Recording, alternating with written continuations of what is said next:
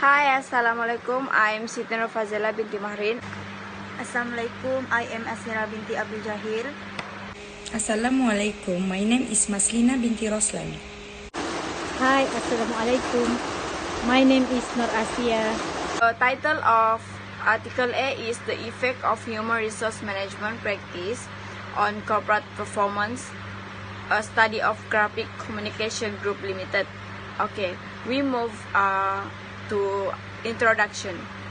The purpose of this study, therefore, was to assess whether GCGL, human resource management practice, particularly recruitment and selection, performance appraisal, remuneration, and training and development practice influence its performance. Oke, tujuan artikel ini, dorang mengkaji sama ada GCGL Graphic Communication Group Limited nih boleh mempengaruhi dorang punya prestasi pembangunan sama ada terutamanya dalam pengambilan, pemilihan, penilaian prestasi. Introduction.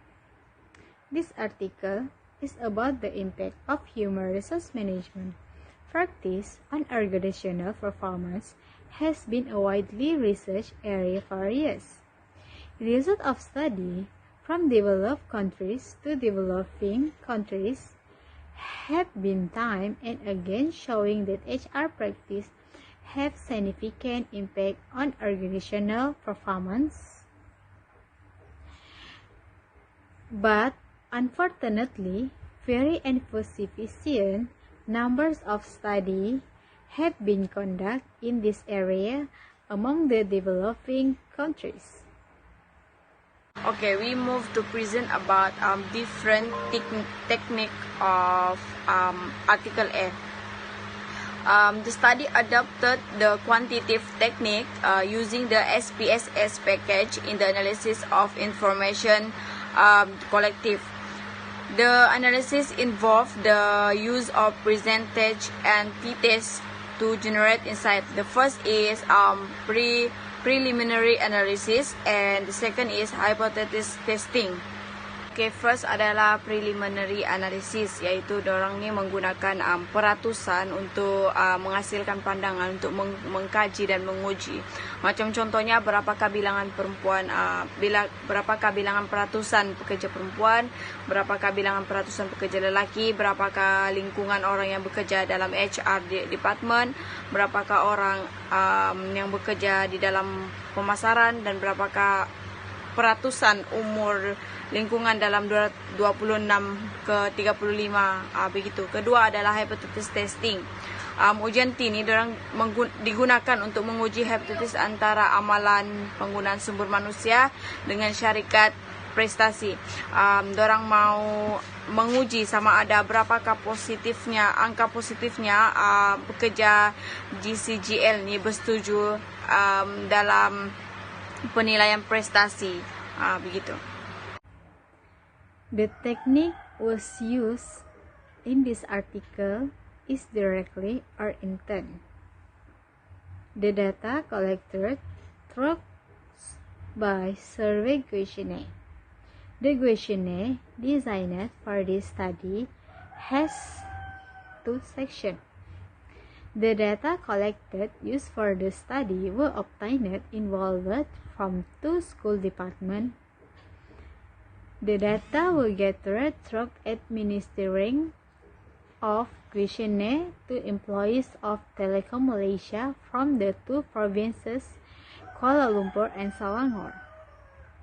The entire question in the questionnaire was structured, and some of the questions were intended to test hypotheses that were previously formulated in the study. I want to present about method of Article A. Okay, first is population and sample.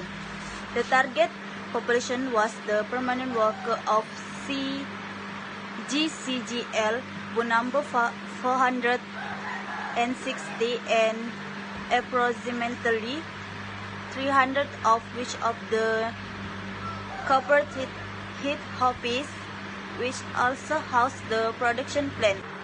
Oke, maksudnya di sini ialah populasi dan sampel. Populasi sasaran adalah pekerja yang tetap GL yang berjumlah 400 dan kurang 300 daripadanya berada di ibu pejabat korporat yang menempatkan kilang pengeluaran. Rawak muda persempelan digunakan untuk memilih 100 pekerja ibu pejabat yang terdiri pada junior dan senior. Ini adalah salah satu kaedah praktikal untuk mengumpulkan data yang diperlukan untuk penyelidikan, terutamanya kengkangan massa dan kesediaan pekerja untuk menjawab soal selidik. Okay, second is data collection. In gathering data, self-administered questionnaire were used to get the information from employees. Dalam mengumpulkan data, soal selidik yang dikendalikan sendiri digunakan untuk mengumpulkan maklumat daripada pekerja. Dalam menjawab soal selidik, responden diminta untuk menunjukkan jawaban mereka pada skala 1 hingga 5. 1 ni ialah tidak sangat bersetuju dan skala 5 ialah sangat bersetuju. Responden harus menunjukkan sama ada mereka sangat tidak bersetuju, berkecuali setuju atau sangat bersetuju. To talk about the different methods of Article B is first is performance appraisal and the second is employee participation. First is performance appraisal. Performance appraisal is used by organization to evaluate employees' efforts so as to reward them for the effort. Okay, di sini dia menerangkan tentang penilaian prestasi pekerja yang digunakan oleh setiap organisasi untuk menilai usaha pekerja sehingga dia itu memberi penghargaan kepada usaha tersebut. The second is employee participation. Employee participation will be committed to the organization as a result of teamwork and deceleration of decision making.